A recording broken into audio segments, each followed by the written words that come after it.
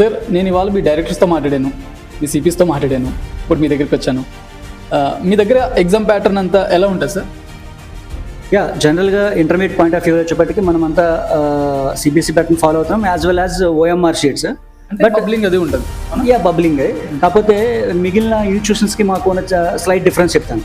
వాళ్ళు OMR sheets వాడతారు, మేము ఓఎంఆర్ షీట్స్ వాడతాం. వాళ్ళు వాడేది ఫిజికల్ ఓఎంఆర్ షీట్స్, మేము స్మార్ట్ ఓఎంఆర్ షీట్స్ వాడతాం. What is the difference between smart and physical OMR sheets? ఇప్పుడు మీరు చూసినట్లయితే వీకెండ్ ఎగ్జామ్స్ పెడతాము, మనం క్వశ్చన్ పేపర్ అంతా పేపర్ మీద ప్రింట్ చేసి వాళ్ళకి ఇస్తాము, ఒక ఓఎంఆర్ షీట్ ఇస్తాము. ఆ ఓఎంఆర్ షీట్ మీద వాళ్ళు రైట్ ఆన్సర్స్ని పిక్ చేస్తారు, వాటిని బబుల్ చేస్తారు. It take some time. ఓకేనండి. అంటే అలా పిక్ చేయడంలో వాళ్ళు క్వశ్చన్ రీడ్ చేయడానికి ఎక్కువ టైం తీసుకుంటూ ఉంటారు. దానివల్ల ఏంటంటే ఒక క్వశ్చన్ని 45 సెకండ్స్లో రీడ్ చేయాలి, అదే 45 సెకండ్స్లో వాళ్ళు కరెక్ట్ ఆన్సర్ని పిక్ చేయాలి, దాంట్లోనే వాళ్ళు బబుల్ చేయాలి. But it's very lengthy process.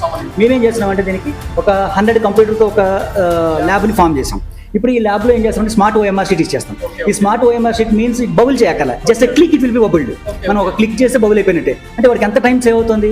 అదే ఒక ఓవెల్ని బబుల్ చేయాలంటే వాడికి 5 to 10 seconds పడుతుంది. బట్ ఆ 5 to 10 seconds పేపర్ మీద కాన్సన్ట్రేట్ చేస్తే కరెక్ట్ ఆన్సర్ పిక్ చేయగలరు కదా. కాబట్టి జనరల్గా మన దగ్గర ఫిజికల్ ఓఎంఆర్లో ఎగ్జామ్ రాసి ఫైనల్గా సిస్టమ్ మీద ఎగ్జామ్ రాసేపటికి పిల్లలు ఎందుకు ఫెయిల్ అవుతున్నారంటే టైం మేనేజ్మెంట్ తెలియకపోవడం వల్ల ఫెయిల్ అవుతారు. అవును సార్, రీసెంట్గా కూడా మీ అబ్జర్వేషన్ కూడా చాలా మంది ఓఎంఆర్ పెడుతున్నారు చూపించుకోవడానికి కోసం. కాకపోతే చాలా మంది అయితే క్రాక్ చేయలేకపోతున్నారు ఎగ్జామ్స్ని. అండ్ ఇంకొకటి సార్, అది చాలా ఎక్స్పెన్సివ్ కదా. మరి ఏమన్నా ఓన్లీ నీట్ రాసేటోళ్ళకి మెయిన్స్ ఎవరికైతే చెప్తున్నారు సిబిఎస్ఈ వలన ఏమైనా ఎక్కువ నో సార్, అసలు ఇది అసలు 100% మీరు అనుకునేది కరెక్ట్ కాదు. ఏదో నీట్ ఎగ్జామ్ రాసే వాళ్ళకి, జేఈ మెయిన్స్, జేఈ అడ్వాన్స్ రాసే వాళ్ళకి, లేదా ఎంసెట్ రాసే వాళ్ళకి మీరు ఇంట్రొడ్యూస్ చేయట్లేదు. The first class onwards. అంటే ఎవరైతే స్టూడెంట్స్ మా దగ్గర గ్రేడ్ 1 జాయిన్ అవుతాడో అక్కడి నుంచి ఇంటర్మీడియట్ ఎండ్ అయ్యి బయటకు వెళ్ళిపోయేంత లోపు కూడా వాళ్ళకి మనం ఏం చేస్తామంటే ఈ స్మార్ట్ ఓఎంఆర్ని ఇంట్రొడ్యూస్ చేస్తాం. దానివల్ల ఏంటంటే ఈ పిల్లలు ఇంటర్మీడియట్కి వచ్చేప్పటికి వాడికి ర్యాపిడిటీ పెరుగుతుంది, యాక్యురసీ పెరుగుతుంది, ప్రిసిషన్ పెరుగుతుంది. దానివల్ల ఏంటంటే పిల్లలు ఈజీగా క్రాక్ చేస్తాడు. నాకు అర్థమైంది ఏంటంటే, నాకు తెలిసి 5th వచ్చేటప్పటికి ఎగ్జామ్ అంటే భయం పోదు. ఖచ్చితంగా సార్, అంటే మన మోటోనే అది.